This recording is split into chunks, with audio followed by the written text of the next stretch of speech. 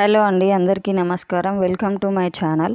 Previous క్లాస్లో programming and coding గురించి discussion చేశాం కదా. ప్రోగ్రామింగ్ అంటే ప్లానింగ్ అని, కోడింగ్ అంటే ఇంప్లిమెంటేషన్ అని చెప్పాను. ఈ క్లాస్లో బైనరీ కోడ్ గురించి ఎక్స్ప్లెయిన్ చేస్తున్నాను అండ్ డెఫినేషన్ కూడా రాపిస్తున్నాను, చెక్ చేసుకోండి.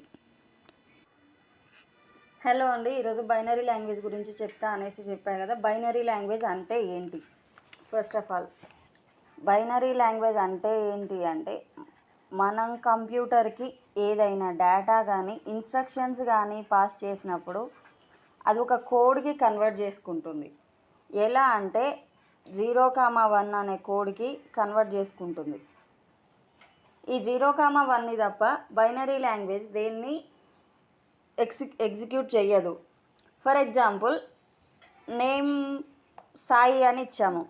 సాయి అని ఇస్తే ఈ లాంగ్వేజ్ సిస్టమ్కి ఇచ్చినప్పుడు దానికి అర్థం కాదు.